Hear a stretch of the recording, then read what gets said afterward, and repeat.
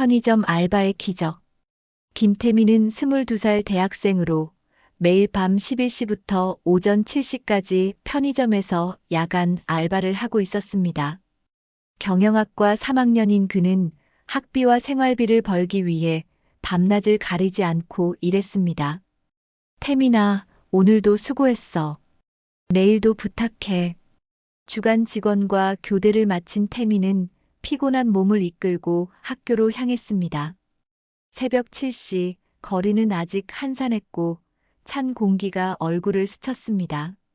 태민의 하루는 편의점 알바, 대학 수업, 과제, 그리고 다시 편의점 알바의 연속이었습니다. 친구들이 놀러 가자고 해도 돈이 없어서 항상 거절해야 했습니다. 태민아, 오늘 영화 보러 갈래?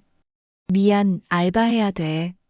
이런 대화가 일상이 된 지 벌써 2년이 지났습니다. 태민이 사는 곳은 서울 변두리의 작은 원룸이었습니다.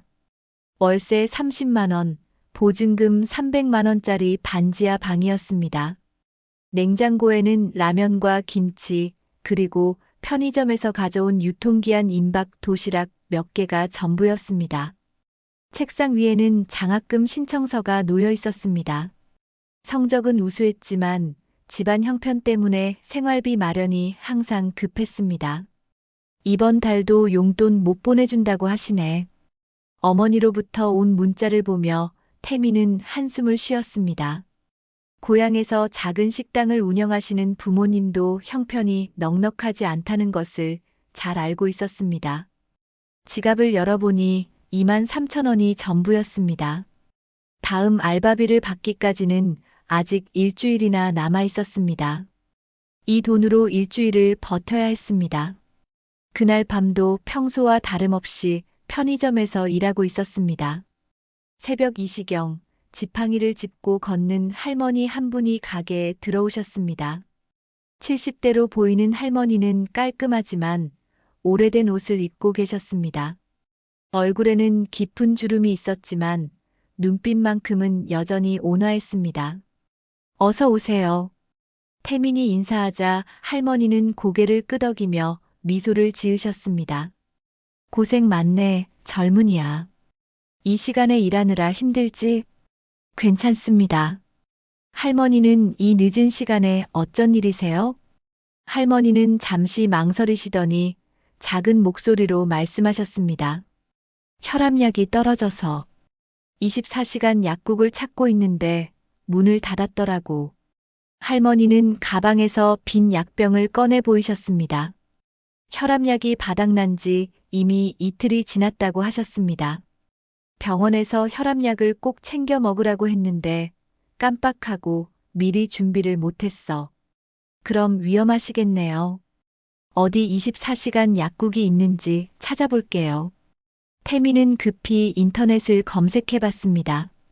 가장 가까운 24시간 약국이 지하철로 30분 거리에 있었습니다. 할머니, 여기서 좀 멀긴 한데 24시간 약국이 있어요. 택시 타고 가셔야 할 것 같은데. 할머니의 표정이 어두워졌습니다. 택시비가. 요즘 택시비가 많이 비싸더라고. 할머니는 작은 지갑을 꺼내서 돈을 세어보셨습니다. 10,000원짜리 2장과 동전 몇 개가 전부였습니다. 2만 5천 원밖에 없네. 택시비로도 부족할 것 같은데. 할머니의 걱정스러운 표정을 보며 태민의 마음이 아팠습니다. 혈압약은 생명과 직결되는 문제였습니다. 태민은 자신의 지갑을 다시 확인해 봤습니다. 2만 3천 원. 일주일 생활비로 아껴 써야 할 돈이었습니다. 하지만 할머니가 약을 구하지 못하면 정말 위험할 수 있었습니다. 어떻게 하지? 내 돈을 드려야 하나? 태민은 고민에 빠졌습니다. 자신도 생활이 빠듯한 상황에서 남을 도와줄 여유가 있을까요? 그때 할머니가 일어나며 말씀하셨습니다. 괜찮다, 젊은이야. 내일 아침에 병원 가서 처방받으면 돼. 하루 이틀 더 버텨보지 뭐. 하지만 할머니의 얼굴은 창백했고 이마에는 식은땀이 맺혀 있었습니다. 태미는 더 이상 망설일 수 없었습니다. 지갑에서 2만 원을 꺼내 할머니께 건넸습니다. 할머니, 이거 가지고 택시 타고 약국 가세요. 혈압약은 꼭 챙겨 드셔야 해요. 어머, 이 젊은이가 뭘? 이건 받을 수 없어. 괜찮습니다. 제가 도움이 되고 싶어서 그러는 거예요. 하지만 너도 학생인데. 저는 젊으니까 하루 이틀 라면으로 버틸 수 있어요. 할머니 건강이 더 중요해요. 할머니는 태민의 진심 어린 마음에 눈물을 글썽이셨습니다. 정말, 정말 고마워, 젊은이야. 이런 은혜를 어떻게 갚지? 은혜라니요. 당연한 일을 한 것뿐이에요. 할머니는 손수건으로 눈물을 닦으며 태민에게 깊이 고개를 숙여 인사하셨습니다. 젊은이 이름이 뭐니? 김태민이라고 합니다. 태민이, 정말 고마워. 이 은혜 꼭 기억할게. 할머니가 나간 후 30분쯤 지났을 때 편의점 앞에 고급 승용차 한 대가 멈춰섰습니다. 검은색 벤츠 S클래스였습니다. 운전석에서 정장을 입은 운전기사가 내려와 편의점을 들여다봤습니다. 혹시 이곳에 연세 많으신 할머니가 오셨나요? 네, 30분 전쯤에 오셨다가 가셨는데요.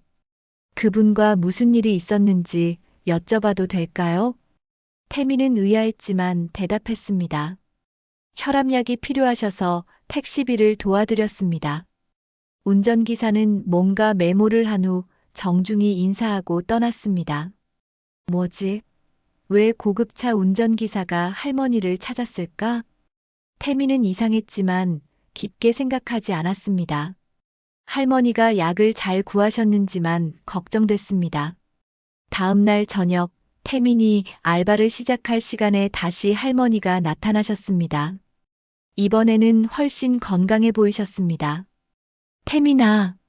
할머니는 태민의 이름을 기억하고 계셨습니다. 할머니, 어떻게 지내세요? 약은 잘 구하셨어요? 응, 덕분에 잘 구했어. 정말 고마웠다. 할머니는 가방에서 봉투를 꺼내셨습니다. 어제 도움받은 돈이야. 그리고 이건 작은 감사의 마음이니까 꼭 받아줘. 봉투 안에는 2만 원과 함께 감사 편지가 들어 있었습니다. 그리고 작은 선물 봉투에는 고급 과자가 들어 있었습니다. 할머니, 이건 너무 과한 것 같은데요. 아니야, 이것도 부족해. 내 덕분에 큰일 날 뻔한 걸 막았거든. 며칠이 지나자 할머니는 태민의 편의점을 자주 찾아오기 시작했습니다. 때로는 간단한 물건을 사시기도 하고, 때로는 그냥 대화를 나누러 오시기도 했습니다. 태민아, 공부는 잘 되고 있니? 네, 그럭저럭요. 요즘 취업 준비로 바빠서 스트레스를 많이 받고 있어요. 젊은이가 고생이 많구나. 하지만 포기하지 마. 착하게 살면 분명히 좋은 일이 생길 거야. 할머니는 항상 태민을 격려해 주셨습니다. 태민에게는 할머니가 마치 친할머니 같은 존재가 되었습니다. 할머니, 어디 사세요? 이 근처인가요? 아니야, 좀 멀리 사는데 이 근처가 좋아서 자주 와. 할머니는 구체적인 이야기는 하지 않으셨지만 태민에 대한 관심은 계속 보여주셨습니다. 한 달 정도 지났을 때 할머니가 평소와 다른 모습으로 나타났습니다. 여전히 소박한 옷차림이었지만 뭔가 품격 있는 기운이 느껴졌습니다. 태민아, 너한테 솔직히 말할 것이 있어. 할머니는 평소보다 진지한 표정이었습니다. 저는 평범한 할머니가 아니야. 동아제약 회장 박순자라고 해. 태민은 깜짝 놀랐습니다. 동아제약은 국내 5대 제약회사 중 하나였습니다. 네, 정말이세요? 응, 정말이야. 그날 밤에 일부러 평범한 모습으로 나온 거였어. 박순자 회장은 이야기를 시작했습니다. 사실 나는 요즘 우리 회사 후계자를 찾고 있었어.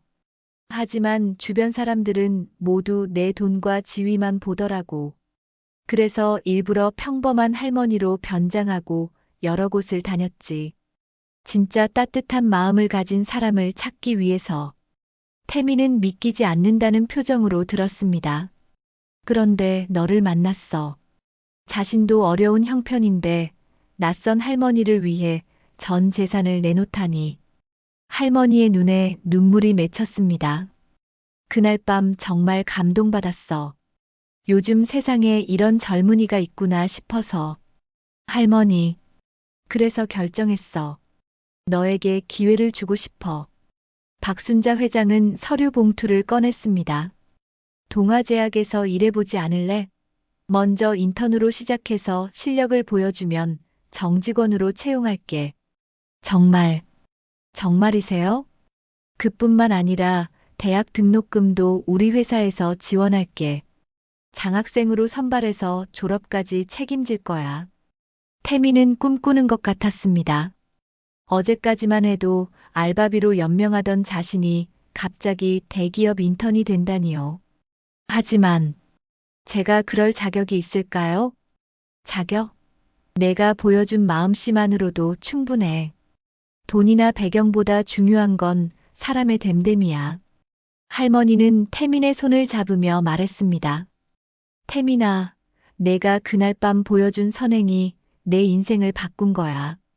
작은 친절이 이렇게 큰 기적을 만들어내는 거지. 태민은 감동으로 말을 잇지 못했습니다. 2만 원이라는 작은 돈이 자신의 인생을 완전히 바꿔놓았습니다. 2주 후 태민은 동아제약에서 인턴 생활을 시작했습니다. 편의점 알바는 그만두고 낮에는 회사에서 일하며 저녁에는 학교에서 수업을 들었습니다. 박순자 회장은 태민을 친손자처럼 아꼈습니다. 그리고 태민도 회장님의 기대에 부응하려고 최선을 다했습니다. 태민아, 회사 일이 어째? 정말 재미있어요, 할머니. 아니, 회장님. 매일 새로운 것을 배우고 있어요. 그래, 좋아. 열심히 하는 모습이 보기 좋구나. 태민은 뛰어난 실력과 성실함을 인정받아 6개월 만에 정직원으로 채용되었습니다. 그리고 1년 후에는 기획팀 대리로 승진했습니다. 태민아, 너 정말 대단해. 이렇게 빨리 적응할 줄 몰랐어. 동료들도 태민의 능력을 인정했습니다. 가난했던 시절의 경험이 오히려 그를 더 열심히 만들었습니다. 태민은 성공한 후에도 초심을 잃지 않았습니다.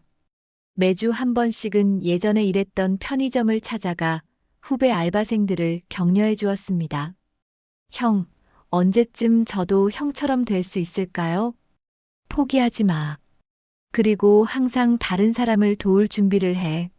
작은 친절이 큰 기적을 만들어낼 수 있어. 태민은 자신의 경험담을 들려주며 후배들에게 희망을 주었습니다. 3년 후 태민은 동아제약의 최년소 부장이 되었습니다. 그리고 박순자 회장은 태민을 후계자 후보로 공식 발표했습니다. 태민아, 내가 우리 회사의 미래야. 내 마음씨라면 회사를 더 좋은 방향으로 이끌어갈 수 있을 거야.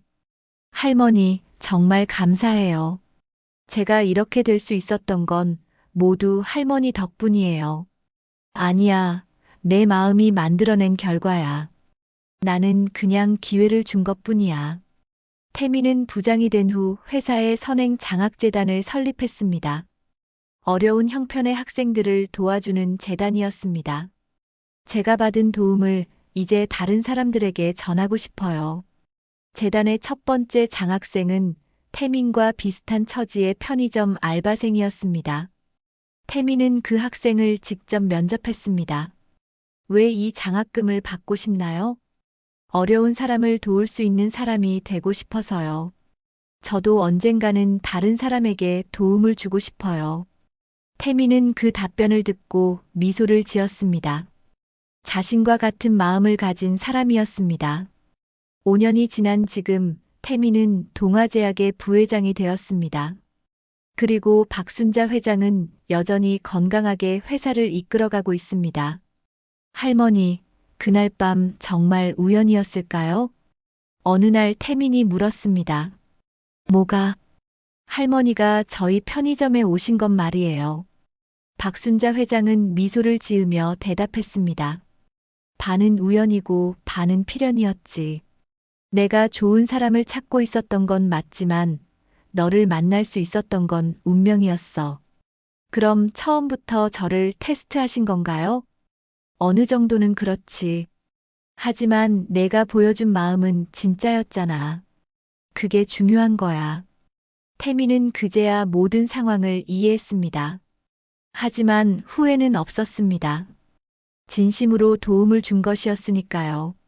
할머니, 저에게 기회를 주셔서 정말 감사해요. 고마워할 건 내가 더 많아. 내 덕분에 우리 회사가 더 따뜻한 곳이 되었거든. 태민의 영향으로 동아제약은 사회공헌 활동을 늘려나갔습니다. 어려운 환자들에게 무료로 약을 제공하고 의료 사각지대에 있는 사람들을 도왔습니다. 우리가 만든 약이 정말 필요한 사람들에게 전해져야 해요. 태민의 철학은 회사 전체에 퍼져나갔습니다. 직원들도 사회공헌에 적극적으로 참여하기 시작했습니다. 어느 날 태민은 예전에 일했던 편의점을 다시 찾았습니다.